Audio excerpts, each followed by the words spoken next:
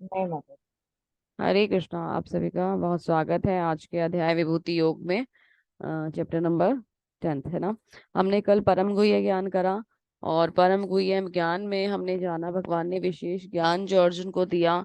कुछ विशेष बातें बताई कि भगवान को किस प्रकार से प्राप्त किया जा सकता है, कैसे समझा जा सकता है, या भगवान के बारे में जो सीक्रेट था वो सब कुछ बताया।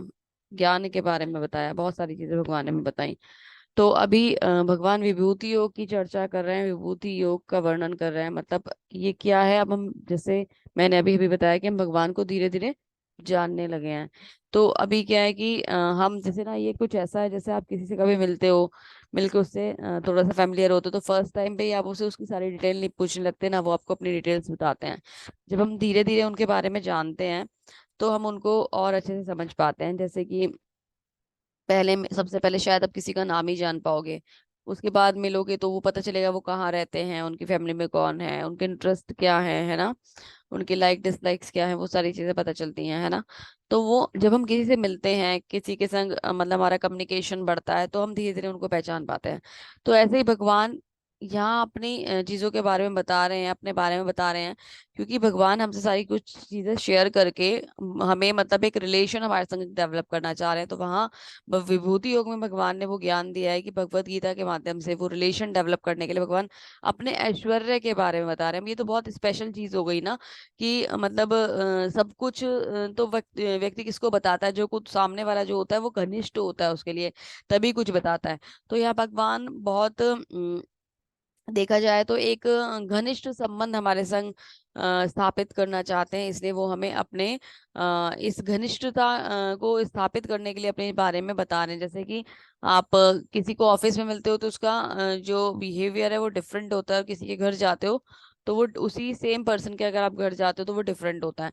तो वहां पे कोई औपचारिकता नहीं होती, कोई मतलब इस तरीके की चीजें नहीं होती जो ऑफिस में होती हैं। तो वही एक मतलब एक घनिष्ठता को बढ़ाने वाली एक चीज होती है कि हम बिल्कुल नॉर्मल जैसे हम हैं उसी तरीके से रहते हैं अपने घर में।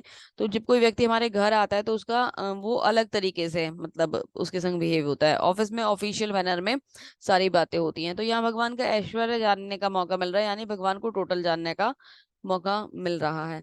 तो समझेंगे इस अध्याय में भगवान क्या विशेष कहते हैं और क्या अब भगवान अर्जुन को बताने वाले हैं, जानने का प्रयास करते हैं। श्री भगवान उवाचा। भगवान खुद इस अध्याय को शुरू कर रहे हैं अर्जुन के बिना पूछे, तो आप सभी जानते हैं महत्वपूर्ण है। भूय एव महाबाहो शृणु में परमं वच यते अहम प्रियमाणाय व्यक्ष्यामि हित कामया। श्री भगवान ने कहा, हे महाबाहु अर्जुन, और आगे सुनो। क्योंकि तुम मेरे प्रिय सखा हो, अतः मैं तुम्हारे लाभ के लिए ऐसा ज्ञान प्रदान करूंगा जो अभी तक मेरे द्वारा बताए गए ज्ञान से श्रेष्ठ होगा। तो भगवान क्या कह रहे हैं, क्योंकि तुम मेरे प्रिय सखा हो। तो इम्पोर्टेंस किस बात की है, क्योंकि वो भगवान का सखा है, यानी कि भगवान से नफरत नहीं करता, ईर्ष्या नहीं करता। इंपॉर्टेंट बात यह है, ईर्ष्या नहीं करता। तो भगवान के लिए प्रेम उसके हृदय में है, भक्ति उसके हृदय में है ना। तो भगवान उससे कह रहे क्योंकि तुम उसे ईर्ष्या नहीं करते, यही एक बात मीनिंग है। कल हमने अनुसूय पे पढ़ा था, तो अनुसूय पे जो ईर्ष्या नहीं करता, तो यहाँ भगवान वही बात को बोलना चाह रहे हैं कि तुम मेरे प्रिय सखा हो, अतः मैं तुम्हारे लाभ के लिए ऐसा ज्ञान प्रदान करूंगा जो अभी तक मेरे द्वारा बताए गए ज्ञान से श्रेष्ठ होगा। ज्ञान तो भगवान ने कल भी हमें दिया था और बहुत विशेष था। तो इसमें ऐसा क्या है अध्याय में जो भगवान हमें मतलब ये उस इस अध्याय को पिछले ज्ञान से भी और श्रेष्ठ बता रहे हैं। इसमें है क्या ऐसा, इसमें एक बहुत सुंदर रहस्य है। इस अध्याय में रहस्य क्या है, बहुत सुंदर एक तरीके से कह लीजिए एक बात है जो हम पढ़ेंगे और हमें समझ में आएगी। अगर हमने वो चीजों को समझ लिया तो भगवत गीता का सार आप समझ जाएंगे। ये अध्याय उस रहस्य की तरफ हमें लेके जा रहा है ना। वो कुछ बातें अगर हमने सुन ली तो भगवत गीता का सार हमें समझ में आ जाएगा। ठीक है, तो आगे बढ़ेंगे। भगवान क्या कहते हैं, न मे विदु सुरगुणा प्रभवम न महर्षया अहम अहम आर्दिहि देवाना महिषीणा च सर्वशा।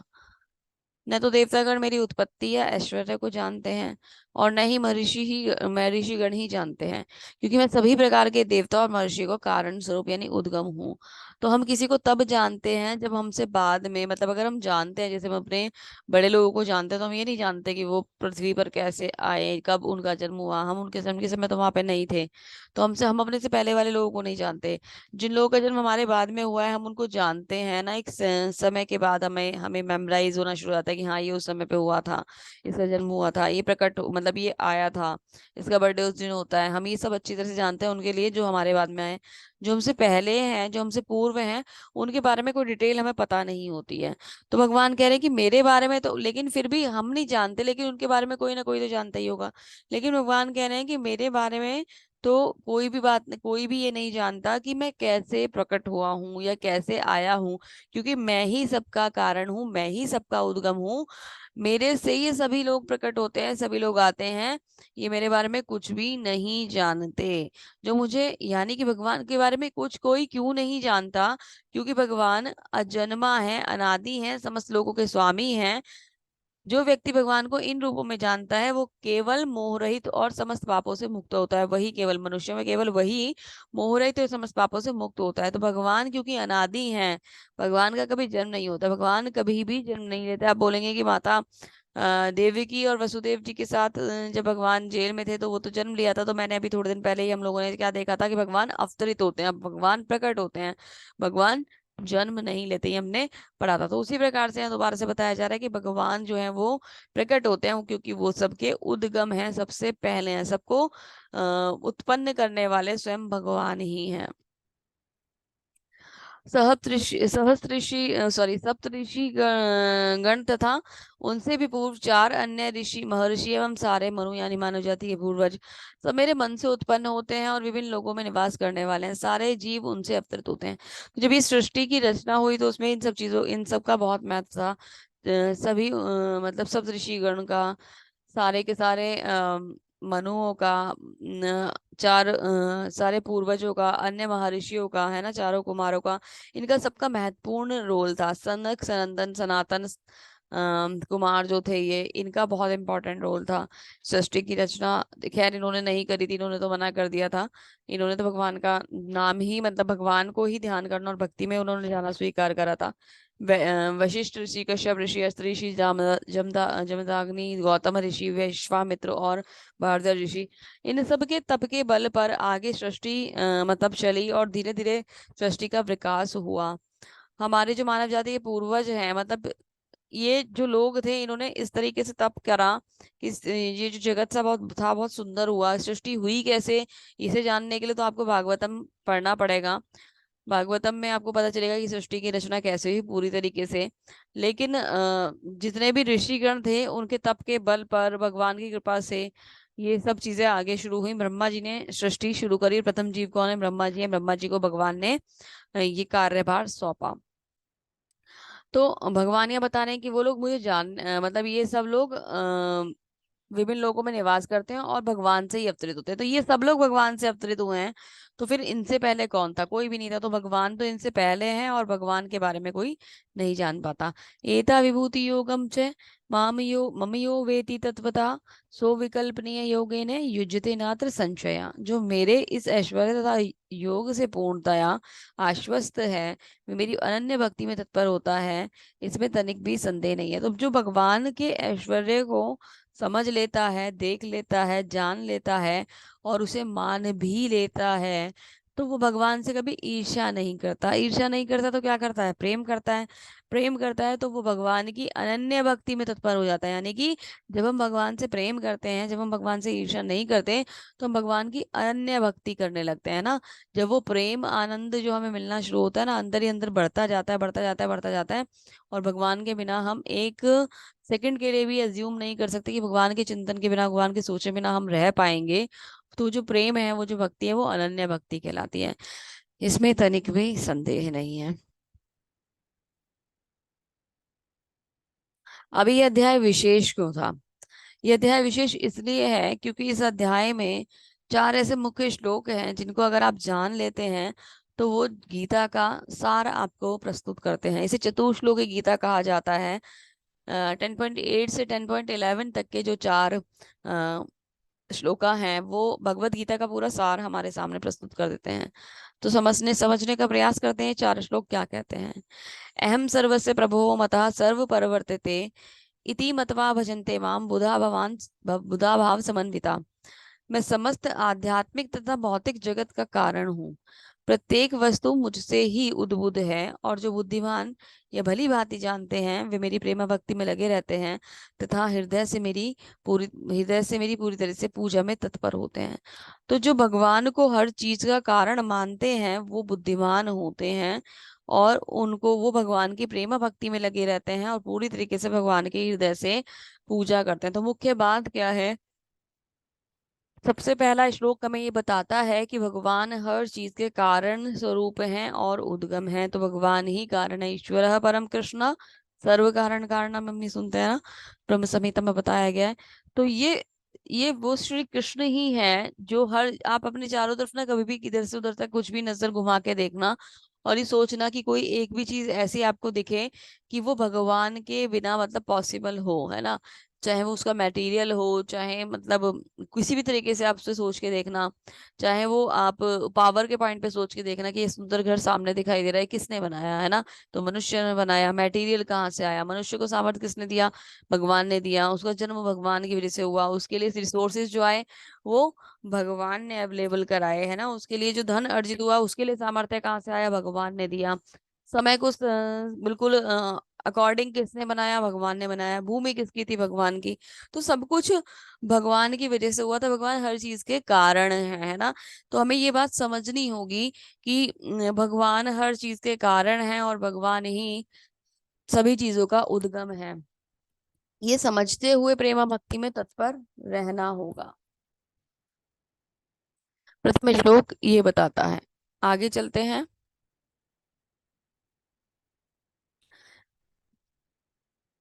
मच्चिता मद्गणा प्राणा बोधयन्त परस्परम कथय कथयश्च कथयन्तश्च माम नित्य तुष्यन्ति च रमन्ति च। तो मेरे शुद्ध भक्तों के विचार मुझ में वास करते हैं, अपना जीवन मेरी सेवा में समर्पित करते हैं, अर्पित करते हैं और वे एक दूसरे को ज्ञान प्रदान करते तथा मेरे विषय में बातें करते हुए परम संतोष का आनंद अनुभव करते हैं।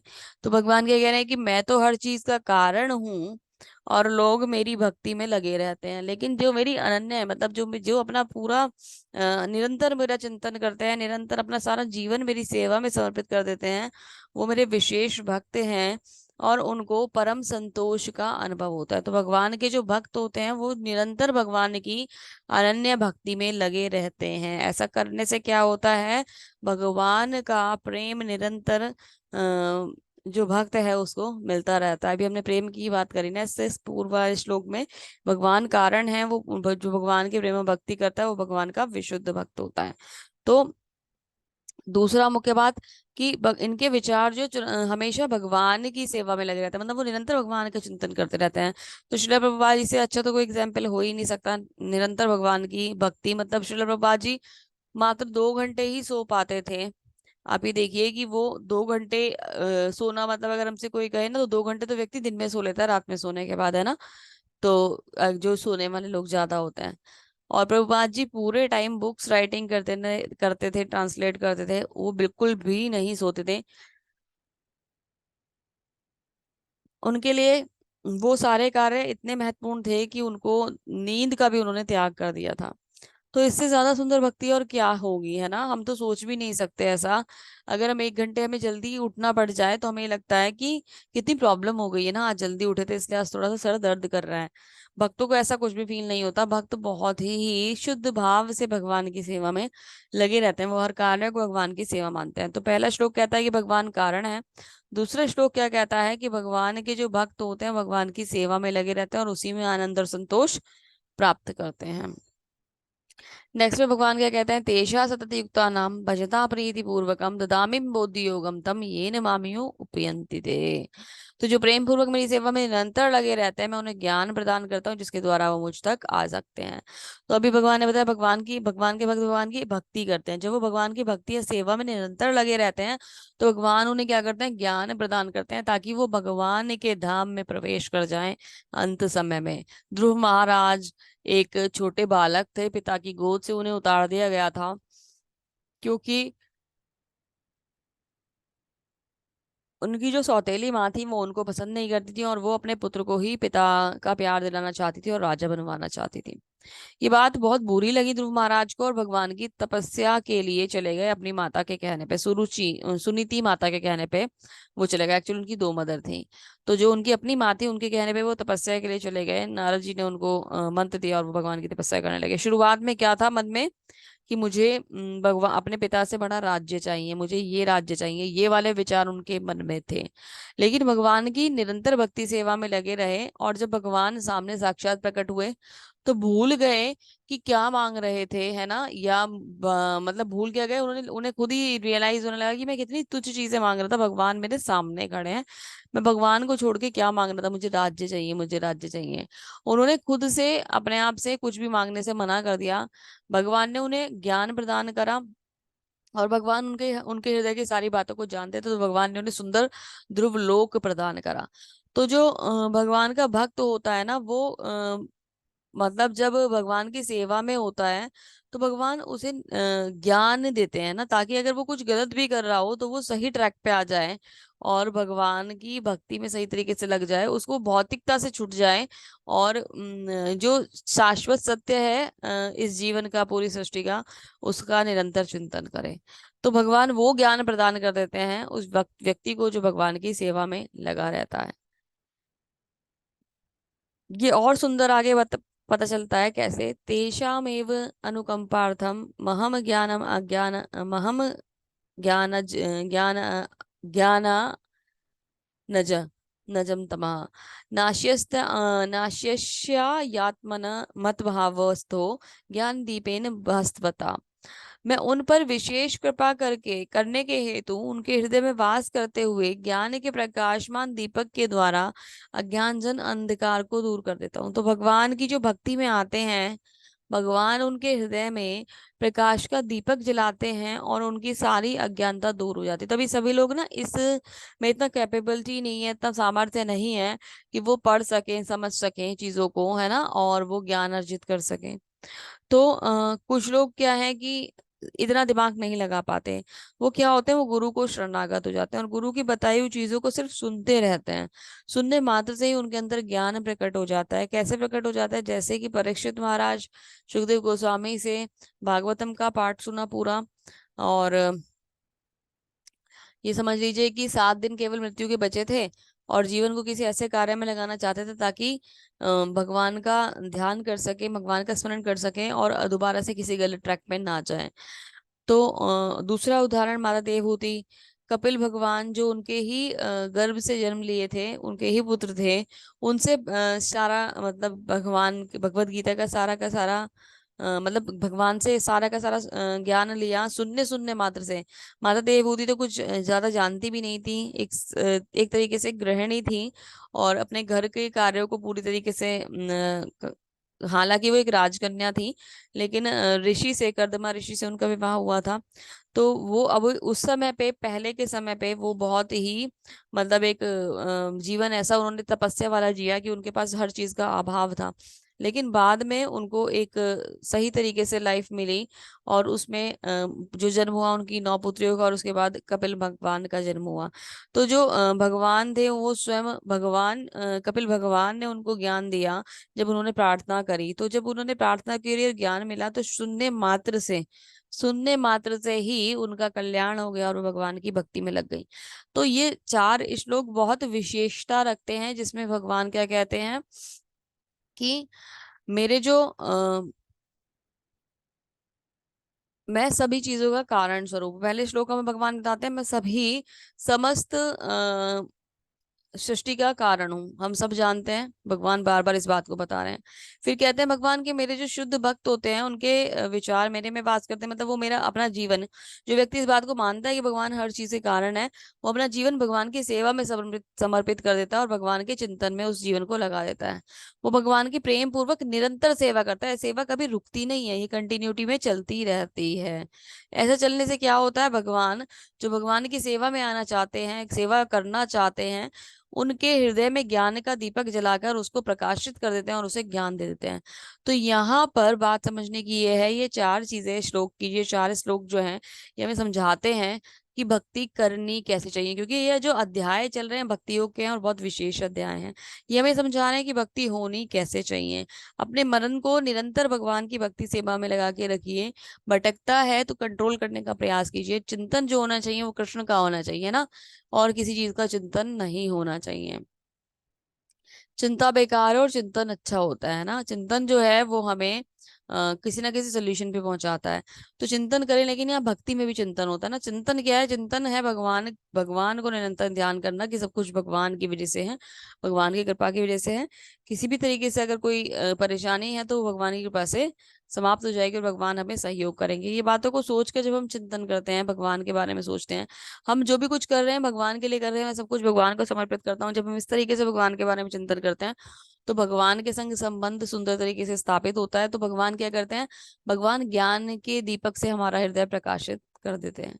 बहुत सुंदर ये चार श्लोक, जो इन चार श्लोकों को समझ गया और इसके भाव को समझ गया, वो अपने जीवन में भगवान के प्रेम और अपने जीवन को भगवान के प्रेम और आनंद से भर लेगा। बहुत ही विशेष और सुंदर ये चार श्लोक चतुश्लोकी गीता के चतुश्लोकी कहलाते हैं, भगवत गीता के चतुश्लोकी कहलाते हैं। आगे जानते हैं। परम ब्रह्म परम धामम पवित्रम परम भवान पुरुषम शाश्वतम दिव्यमादि देवम अजम विभुम आहु सत्यवाम मृषया सर्वे देव ऋषि नारदस्तदा असितो देवल व्यास स्वयं चैव ब्रवीषि में। तो अर्जुन ने कहा, अर्जुन वाच, अर्जुन बोलता है ये बात, अर्जुन ने कहा आप परम भगवान परम धाम परम पवित्र परम सत्य नित्य दिव्य आदि पुरुष अजन्मा महानतम हैं। ऐसा सिर्फ आप ही नहीं कह रहे हैं, मैं ही नहीं मान रहा हूँ, नारद असित देवल व्यास ऋषि जैसे ऋषि इस बात की पुष्टि करते हैं जो बहुत पहले से आए हैं, और अब स्वयं आप मुझे बता रहे हैं। तो मैं इस बात को क्यों ना मानूं कि आप ही परम सत्य हैं। जब बताने के लिए स्वयं भगवान वहां खड़े हैं तो अर्जुन को तो ये बात माननी ही होगी।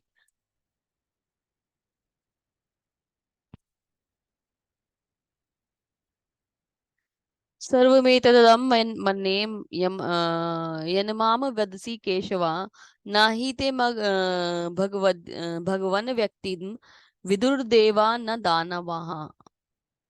तो हे कृष्ण, अपने आपने मुझसे जो कुछ कहा उसे मैं पूर्णतः सत्य मानता हूँ। हे प्रभु, न तो देवतागण न तो असुरगण ही आपके स्वरूप को समझ सकते हैं। हे परम पुरुष, आप सबके उद्गम हैं, समस्त प्राणियों के स्वामी हैं, देवों के देव हैं, ब्रह्मांड के प्रभु हैं। निसंदेह आप ही अपने आप को अपनी अंतरंगा शक्ति से जानने वाले हैं। तो भगवान इतने विशेष हैं कि इनको समझा जाना बहुत ज्यादा मुश्किल है, कोई उनको समझ नहीं सकता। जब तक भगवान ही अपना प्रेम आपके हृदय में प्रकट ना कर दें, कोई भी कारण नहीं है कि भगवान का प्रेम आपके लिए जग जाए, आपका प्रेम भगवान के लिए जग जाए। तो भगवान सब कुछ है और भगवान अपने आप को सिर्फ अपने आप ही जानते हैं, क्योंकि भगवान अपनी अंतरंगा शक्ति से खुद को जान पाते हैं। हमारा ये सामर्थ्य नहीं कि हम भगवान के बारे में कुछ भी कह सकें या उनको जान पाए। अगर हमें उनकी प्रेम भक्ति मिलती है तो भगवान की विशेष कृपा है। इस कृपा की वैल्यू को समझते हुए भगवान की सेवा में लग जाइए, अभी सही मौका है, भगवान ने आपको याद किया है। हे कृष्ण, हे परम योगी, मैं किस तरह आपका निरंतर चिंतन करूं और आपको कैसे जानूं। तो भगवान से प्रार्थनाएं कर रहे हैं, देखिए, है ना। हे भगवान, आपका स्मरण किन किन रूपों में किया जाए। हे जनार्दन, आप पुनः विस्तार से अपने ऐश्वर्य तथा योग शक्तियों का वर्णन करें। मैं आपके विषय में सुनकर कभी तृप्त नहीं होता हूँ, क्योंकि जितना ही आपके विषय में सुनता हूँ उतना ही शब्द अमृत चखना चाहता हूँ। बहुत विशेष ये जो श्लोका है कि भगवान का जो भक्त होता है कभी भी भगवान के विषय में सुनने से तृप्त नहीं होता है। जितना सुनता है उतना ही वो अमृत को चखना चाहता है, भगवान को जानना चाहता है। तो भगवान बताते हैं, अपनी विशेषताएं बताना शुरू करते हैं। क्या कहते हैं? भगवान किसमें क्या है? आदित्यों में भगवान विष्णु है, सितारों में चांद है, सामवेद है, इंद्र है, मन है, जीवन की शक्ति है, शिव है, कुबेर है, बृहस्पति है, स्कंद है। इस तरीके से भगवान जहाँ जो है, हिमालय है, त्याग है, नारद है, चैत्रव्रत है, जो वो भगवान जिन कैटेगरीज में भगवान जो है, वो भगवान ने बताया कि वो जैसे रुद्र में शिव है। तो भगवान क्या बता रहे हैं कि अगर कोई पर्टिकुलर ग्रुप है तो उसमें उसकी विशेषता मैं हूँ। जैसे सितारे हैं ना, चांद भी एक सितारा है ना, तो सबसे ज्यादा चमकने वाला है, तो उसकी वहां पे विशेष क्या है? चांद। तो तारों में चांद विशेष, चांद यानी भगवान चांद है ना। तो देवताओं के का राजा कौन है? इंद्र। तो सबसे विशेष कौन हुआ? इंद्र। तो इंद्र भी स्वयं भगवान है ना। साम वेद यानी कि वेदों में जो सबसे इम्पोर्टेंट वेद बोला गया है वो साम वेद बोला गया है, तो वहां पे भी भगवान है। हिमालय में भगवान है ना। इन सब चीजों में भगवान है, जीवन की शक्ति भगवान है, हम जीवित हैं, हमारे अंदर ये चेतना है, ये सब शक्तियां का क्या है? ये भगवान है। अगर वो निकल गए तो हम मृत हो जाएंगे। इसी तरीके से बहुत लंबी लिस्ट है, सम्राट, वज्र, सुरभि, इस तरीके से बहुत लंबी लिस्ट है। यमराज, प्रहलाद, शार, गंगा, सब कुछ भगवान है। सम्यक सत्य भगवान है, सब कुछ भगवान है, और भगवान से ही सारी चीजें शुरू होती हैं। वसंत, मैं ऋतुओं में वसंत हो गया था ना, पर मैं वसंत हूँ, भगवान कहते हैं ना, तो ऋतुओं में बहुत सुंदर भगवान वसंत ऋतु है। ऐसे ही व्यास, शांति, सब भगवान है। बहुत सुंदर है ये वर्णन भगवान के बारे में। यही नहीं है अर्जुन, मैं समस्त सृष्टि का जनक हूँ, बीज हूँ, और एक चराचर कोई भी प्राणी ऐसा नहीं है जो मेरे बिना रह सके। तो सभी का सब जो भी कुछ आपको मैंने आपसे अभी बोला कि आपको अपने चारों तरफ दिखाई दे, तो ये प्रश्न कीजिए कि ये उत्पन्न कैसे हुआ। तो कारण जो है ना, उसका आंसर एक ही मिलेगा, और वो आंसर होगा श्री कृष्ण। उनके सिवा कोई और सृष्टि कर ही नहीं सकता। हम मतलब मैंने बताया था ना आपको कि हम लोग तो ये कर ही नहीं सकते ना कि कोई एक पौधा ऐसे ही सोचने मात्र से उत्पन्न कर दें, है ना। हम लोग नहीं कर सकते। ये इतने सुंदर सुंदर जो हमारे पास वनस्पति है, सब कुछ है, इतना सुंदर एनवायरनमेंट किसने क्रिएट करा है? सब भगवान ने करा है। हे परंतप, मेरी दैवी विभूतियों का अंत नहीं है। मैंने तुमसे जो कुछ कहा वे मेरी अनंत विभूतियों का संकेत मात्र है। तुम जान लो कि सारा ऐश्वर्य, सौंदर्य तथा तेजस्वी सृष्टियां मेरे तेज के स्फुलिंग मात्र से उद्भुत होती हैं। तो ये जो सारी सृष्टि है, ये भगवान के केवल चिंतन मात्र से ही, या फिर भगवान के एक छोटे से तेज के स्फुलिंग से ही उत्पन्न हो जाती है। भगवान को उसमें बहुत बड़ा प्रयास करने की जरूरत नहीं पड़ती। तो भगवान ने मतलब आप ये देखिए, जो इतने बड़े सृष्टि के रचनाकार हैं, केवल एक छोटी सी स्फुलिंग से, एक छोटे से स्पार्क से ही भगवान इतनी बड़ी सृष्टि की रचना कर सकते हैं, असंख्य ब्रह्मांड बना सकते हैं। वो भगवान मतलब रावण को, कंस को, ऐसे व्यक्तियों को मारने के लिए पृथ्वी पर नहीं आते। वो किस लिए आते हैं? भगवान भक्तों को प्रेम देने के लिए आते हैं। भक्तों का विशेष महत्व होता है। तो भगवान बहुत दयालु हैं कि हमें प्रेम देने के लिए इस पृथ्वी पर आए। और आज हम उनकी उन उन लीलाओं का, या भगवान के बारे में जो चीजें थी जो उन्होंने यहाँ बोला, उसको स्मरण कर रहे हैं, सुन रहे हैं, तो हम बहुत विशेष लाभ ले रहे हैं। इस समय का की वैल्यू समझने का प्रयास कीजिए, और भगवान को निरंतर धन्यवाद कीजिए। अथवा बहुतेने की या किम ज्ञातेन तवार्जुना विषयाभ्याहमिदम कृतसन्न में काक्षेन स्थितो जगत। किंतु हे अर्जुन, इस सारे विशद ज्ञान की आवश्यकता क्या है? मैं तो अपने अंश मात्र से पूरे ब्रह्मांड में व्याप्त होकर भी इसको धारण करता हूँ। तो भगवान कह रहे हैं अब इतना सब कुछ, चलो चार तुमने चीजें जान ली, वो बहुत है। अब बहुत ज्यादा कुछ जानने की तुम्हें आवश्यकता नहीं है। मेरे ऐश्वर्य वगैरह ये सब चीजों को जान लिया, मैंने बता दिया। पर अधिक चिंतन की आवश्यकता नहीं है। करना क्या है? करना तो तुम्हें मेरी भक्ति है, वो ज्यादा बेहतर है। बस तुम इतना जान लो, या फिर अभी फिलहाल के लिए तुम इतना जान लो कि मैं सबके हृदय में परमात्मा के रूप में वास करता हूँ। तो आज के बाद कभी भी किसी भी जीव को देखो तो क्या सोचना कि इसके हृदय में परमात्मा बैठे हैं, मुझे उसे चोट नहीं पहुंचानी, या जो सामने व्यक्ति है उसको मुझे अपशब्द नहीं बोलने, उसके हृदय में परमात्मा बैठे हैं। तो इसी के साथ श्रील प्रभुपाद जी इस अध्याय को समाप्त करते हैं अपने सारांश में। क्या कहते हैं? भगवान अपने अंश तथा विस्तारों के से परमात्मा रूप में सर्वव्यापी हैं, जो हर विद्यमान वस्तु में प्रवेश करता है। अतः शुद्ध भक्त पूर्ण भक्ति में कृष्ण कृष्ण भावनामृत में अपने मन को एकाग्र करते हैं। अतः वे नित्य दिव्य पद पर स्थित रहते हैं। इस अध्याय के श्लोक 8 से 11 तक भक्ति की पूजा का स्पष्ट संकेत है ना, कैसे भक्ति करने हमने जाना ना। उसके बाद क्या कह रहे हैं? मनुष्य संकेत, सॉरी, शुद्ध भक्ति की यह विधि है। इस अध्याय में इसकी भली भांति व्याख्या की गई है।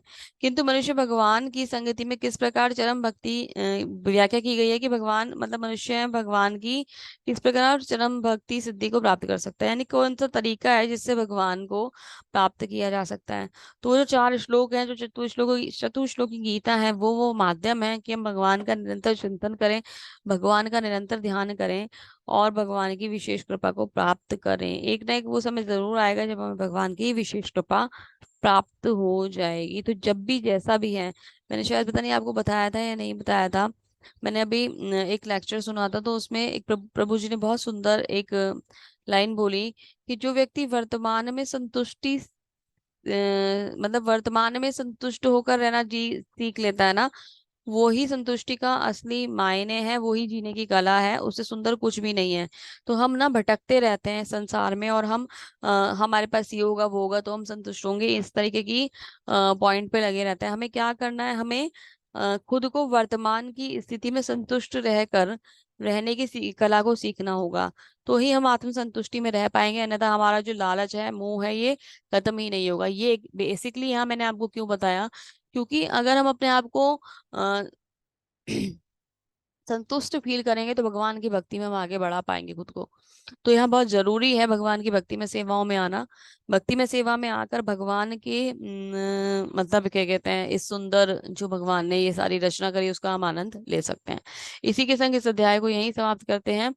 अम बहुत सुंदर तरीके से भगवान श्री कृष्ण ने अपनी विशेषताओं को हमें बताया, श्री प्रभुपाद जी ने उसको नरेट करा। आप सभी का बहुत बहुत धन्यवाद। हरे कृष्णा। हरे